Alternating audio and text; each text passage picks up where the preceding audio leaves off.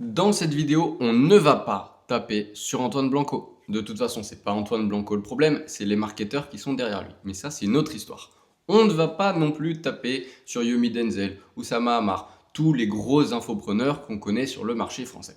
Par contre, on va taper sur quelque chose. On va taper sur la manière avec laquelle ils vendent leurs produits, la manière avec laquelle ils font leur marketing. Et en fait, tout ce qu'on ne veut plus voir en tant que consommateur ou en tant que marketeur sur le marché français. Qu'est-ce que je veux dire par là? Quand je te montre que j'ai une nouvelle Lamborghini, quand je te montre que j'ai une nouvelle montre, quand je te balance mon argent dans la figure et je te dis que toi, t'es nul parce que t'as pas d'argent, est-ce qu'on n'en aurait pas grave marre? Bah si. Et le problème, c'est que le marché est en train de se diriger vers un marketing qui est plus doux, plus honnête, plus humain.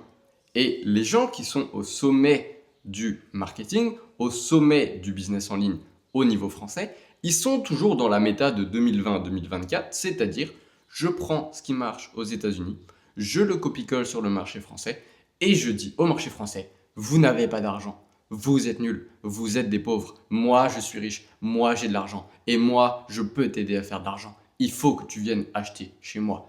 Donc en fait, ce type de marketing-là ne marche juste plus sur le marché français. Et les gens qui sont toujours au top du système alimentaire au niveau du business en ligne sont convaincus qu'on est toujours dans cette méta-là, c'est-à-dire montrer son argent à outrance pour faire culpabiliser les gens. Mais ça ne marche plus. Deuxième problème, les gens qui étaient ou qui sont toujours au sommet du système alimentaire business en ligne ont été habitués à faire de l'argent sans dépenser d'argent. Qu'est-ce que ça veut dire? Ça veut dire que la méta 2020-2024, on pouvait faire beaucoup d'argent. Mais alors beaucoup d'argent sans dépenser un centime. Et le problème en 2025, c'est que c'est plus le cas. Maintenant, pour faire de l'argent, il faut dépenser de l'argent.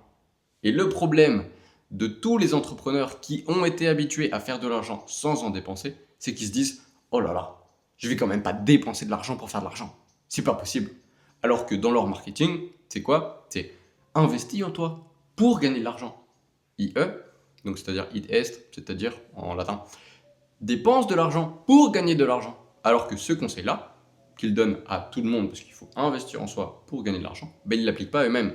C'est-à-dire qu'ils espèrent encore faire beaucoup d'argent en investissant zéro. Donc ça marche plus. Troisième problème, le mensonge. Exemple, moi j'ai réussi à monter un business qui a fait 600 000 euros par mois. Première problématique. Problématique numéro 1. J'ai monté un business qui a fait 600 000 euros par mois, qui est monté à 600 000 euros par mois. C'est du pseudo-mensonge. Parce que quand on vous dit ça, quand on vous dit j'ai monté un business qui est monté à 600 000 euros par mois, vous vous dites il a fait 600 000 euros par mois et il a continué de faire 600 000 euros par mois. Alors que la réalité c'est quoi? C'est qu'il a bel et bien monté un business. Ce business, il est bien monté un mois à 600 000 euros par mois. Sauf que le mois d'après, il n'a pas fait 600 000 euros par mois. Sauf que quand vous dites j'ai monté un business qui a atteint les 600 000 euros par mois, vous ne mentez pas.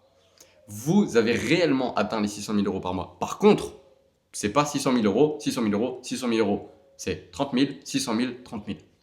Et le problème de ça, c'est qu'ils disent la vérité, mais ils ne disent pas toute la vérité. Deuxième problème, c'est que quand vous ne dites pas toute la vérité aux gens et que vous dites seulement les parties qui vous intéressent parce que ce sont les parties qui vous mettent en valeur, vous mentez à votre communauté et le jour où ça vous retombe dessus, c'est puissance 10 000.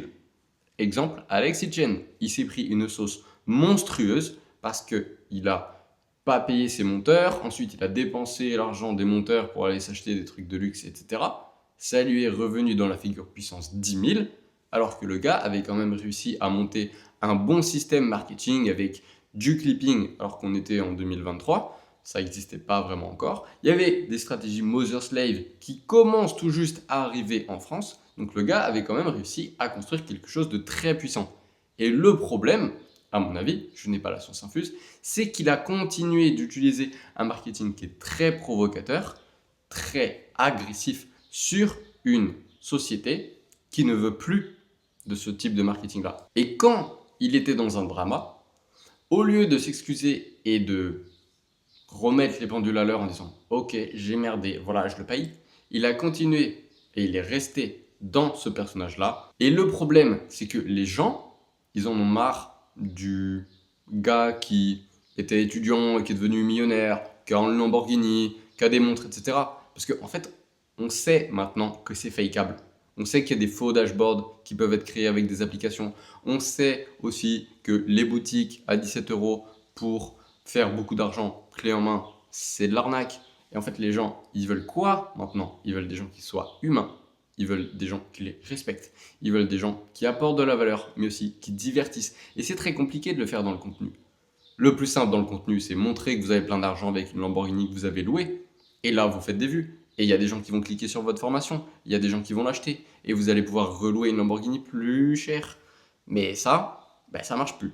Et le problème de tous les infopreneurs slash entrepreneurs digitaux, c'est qu'ils pensent que ça marche encore. Et donc, en milieu de 2025, on est arrivé au point de rupture où les entrepreneurs continuent d'utiliser un marketing très agressif qui n'est plus en lien avec l'audience.